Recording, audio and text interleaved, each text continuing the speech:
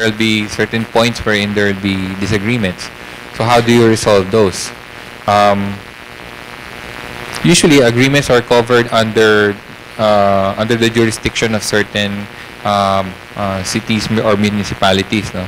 But we recommend that you also think about having like an arbitration clause in the agreement so that you don't elevate it to the courts, no? You can try to solve it. Of course, first try to solve it amicably, but if that doesn't happen, then you might consider selecting arbitration, no?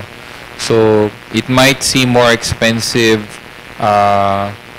in the short run, but in the long run, it may actually be cheaper because it's resolved much more quickly and it doesn't drag on, and the relationship with your franchisee doesn't suffer. So that's the most important thing. Okay, after the franchise agreement, there's the operations manual. As I mentioned, it describes how each unit should be run. So it's a source of duplicating operations. Okay, so some use intranet websites where the operations manual are online instead of giving the a printed operations manual. It's also a source for training your franchisees. It's a way for you to maintain control. These are the procedures that should be followed, and those are the only ones that they should do. One of the things that your manual should do is for your franchisee, if they follow it, they will avoid the past mistakes and inefficiencies that you did. No? Many of our businesses, as we're starting out, we're testing it, we're making mistakes, we're learning from our mistakes, and because of that, we're maximizing the profit, we're improving our efficiency, we're lessening our costs and expenses. So we want the franchisee to benefit from that. So all of our mistakes and inefficiencies, now they won't have to do that. No? In fact, one of the things that your franchisee is buying is they are paying for your trial and error process, no? So that they wouldn't have to do that anymore. No? So if your franchisee, if the procedures in your operations manual are not were not studied very well and they still result in mistakes for your franchisee, then they will start to wonder why what they paid for. No? Why are these still subject to errors? Okay, the operations manual is the Bible for the franchise system, and it's also the audit guide. So as I mentioned, when somebody goes there and checks on your franchisee, the operations manual is the basis, no, for what constitutes the correct way of running the business. Also included in the operations manual are the reports that you need them to submit on a monthly basis. Okay? So it's not uncommon for franchisees to say that when you ask them, "Oh, how's your business? Are you making money?" and then they'll say, "Oh, we're not making money. We're losing money." Okay? And you might be surprised because their sales are okay,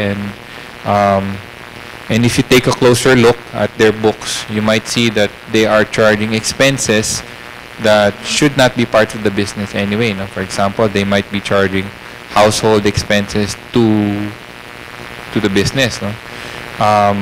That's their money. They can do it with how they want.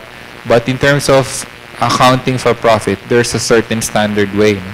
So operations manual can even contain what are the allowed entries to be charged as expenses. So you have a uniform way of looking at their books. No?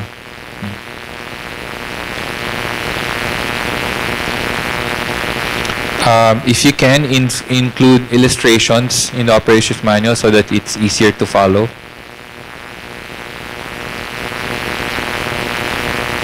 Okay, as I mentioned, now that you have the franchise structure, the agreement, and the operations manual, you can start franchising. But you need to be able to market to prospective franchisees as well.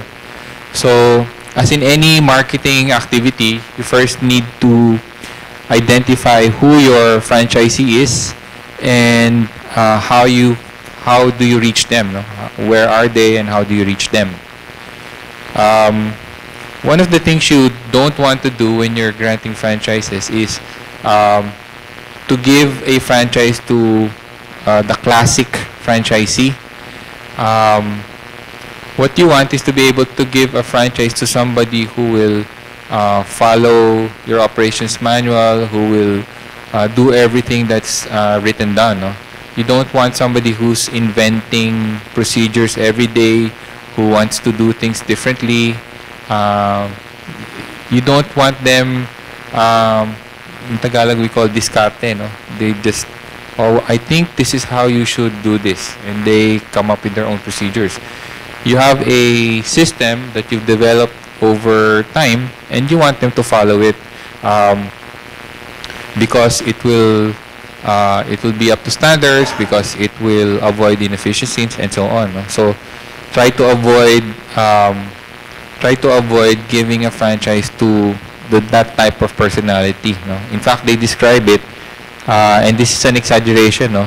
They say that the entrepreneur is somebody who violates, who has his own rules and violates the rules of who likes breaking the law, who likes to improvise, relationship problems and so on. So that's an exaggeration naman. But what you want your franchisee to be, somebody who read your operations manual, read between the lines, read all the footnotes, cover to cover, somebody who follows it, somebody who doesn't have any relationship problems, somebody who has good credit, and so on. No? So, and as I said, that's an exaggeration. No? You may have, especially in the Philippines, in the US, their target franchisees are like people who've worked in the corporate environment and now want to retire and be a franchisee. In the Philippines, many of franchisees are also in business already, so they're already entrepreneurs. So it's okay to give franchises as long as it's clear that they should follow the systems that you have set, no? And they are not supposed to make their own procedures or come up with their own way of doing things.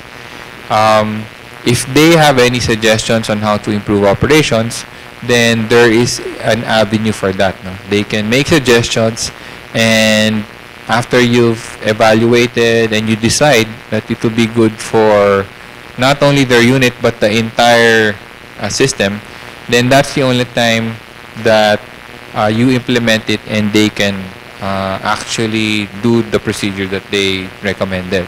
Okay.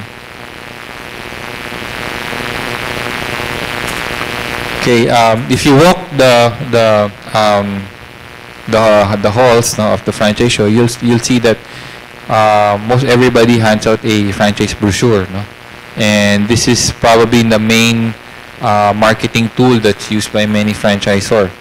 So there's a certain approach to writing a franchise brochure. No? First of all, keep in mind that when you're selling a franchise, you're not selling a product anymore. Sometimes franchisers fall into a trap of writing about their product in the brochure. No? What you're really trying to sell is the business opportunity, not your product anymore. So talk about the good points of your business. No? Is it the market? Is it the returns? No? Is it the ease of doing it? And you also need to address in your brochure why a person should invest in your franchise and not just open their own startup business. No? So some of that was explained earlier, where there's a higher rate of failure for somebody who goes into a startup business than somebody who buys a franchise. No?